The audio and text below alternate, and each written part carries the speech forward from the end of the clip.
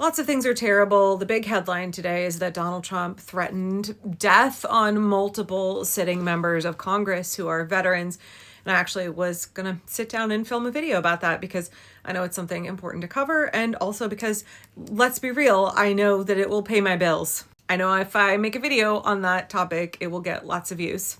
I'm sick, but also having to parent and drive all over town and get my kids to the orthodontist and to classes while I've had a fever and just feel like complete ass today. And so this morning when I saw this breaking news that Donald Trump had barfed all over Truth Social, some pretty horrific things, literally making death threats about sitting members of Congress simply for reminding members of the armed forces that they do not have to obey unlawful orders. I was like, okay, I don't have the capacity to make a video on this, and I want to actually take a breath and pause and see how this all plays out.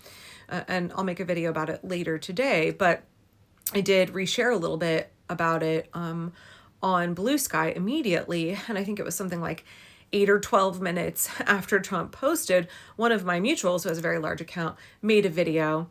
And of course it was very clickbaity, super big caps, this is the terrifying things that Donald Trump said on Truth Social. And I'm like, is it really terrifying? Is it really terrifying, or is it a crash out? Yeah, absolutely. No president should be making death threats against members of Congress. That's unhinged. It is absolutely evidence that he is having a narcissistic crash out. He is experiencing his perceived narcissistic injury over the Epstein files, over the fact that members of Congress are willing to speak truth to members of the military, those members of Congress who are veterans, by the way. Donald Trump feels his grasp on power crumbling everywhere, and he's going to lash out, right? He's going to escalate his rhetoric. It's going to become more violent, more unhinged, as he increasingly is more and more out of control as power slips through his fingers. So on one hand, okay, you can call it terrifying, but it's not terrifying because he's increasing his power. It's not terrifying because he's somehow emboldened and has greater control over the military. It's not terrifying because he's advancing his authoritarian agenda. It's terrifying because it sounds really scary, and it's unbelievable that the president would make these kinds of threats until you realize who the president is. It's not normal by any means. It's not acceptable. Yeah, I agree with folks like Suzanne Bonamici, who are calling for Trump's impeachment in the wake of this.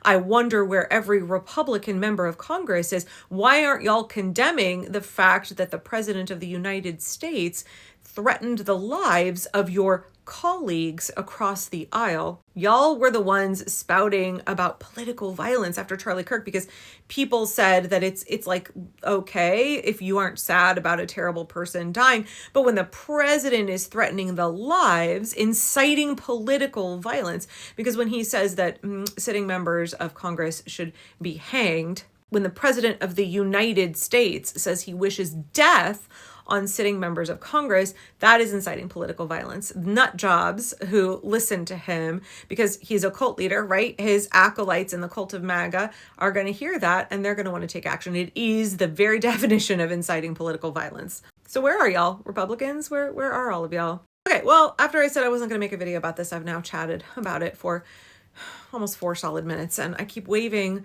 my scissors around because I got a package in the mail today I want to open in my next video. I'll save it for the next one. So I understand the big story today is something that sounds big and terrible and scary because it's absolutely reprehensible, unacceptable. It highlights how out of control Donald Trump is. It highlights how just like when you are most at risk, when you are leaving your abusive boyfriend, we are all as a nation most at risk now to experience political violence, to experience the absolute crash out from Donald Trump and members of his regime, Stephen Miller and the like. I don't want to minimize the fact that this is a scary time because they are experiencing tremendous emotional dysregulation. MAGA is incredibly distressed, especially Donald Trump. And those around him who realize, oh shit, we're probably going to go to prison, Mike Johnson and the like, they are absolutely, completely dysregulated in full-on emotional distress. And we know that when people are letting their emotions run them, when they are full of fear, when they are panicking and they happen to be fragile narcissists, we know that they will absolutely call for violence, try to enact violence. They definitely will increase their threats and their bullying because that's all they have. That's all Donald Trump is. He's a big, fat bully. I get that that sounds really scary. I think for me today, I'm watching all of this and just feeling, I don't want to say encouraged, but feeling like, oh yeah, this is exactly what I talked about in a video yesterday. This is, I think the extinction burst is here. I think we are seeing this period where it's like when you go to leave your abusive ex. He's going to do everything to make you suffer. He's going to try and make you pay, at least threaten all kinds of scary things so that you stay with him and you don't leave, because his distress over you getting free, his losing control over you is so intensely distressful to him that he's going to lash out in ways he has not previously. That's what Donald Trump is doing now. I anticipate that it will get worse, but y'all, we just need to have a little bit of radical acceptance that this is the way that this plays out. This is the way that this was always going to play out. These are completely expected behaviors. They can sound scary. He's going to try and hurt people. He is hurting people, right? Donald Trump and Kristi Noem and Tom Homan and Trisha McLaughlin and all of the fucks who work for ICE. They are carrying out an ethnic cleansing against immigrants in this country. They are doing terrible, cruel, brutal things every single day.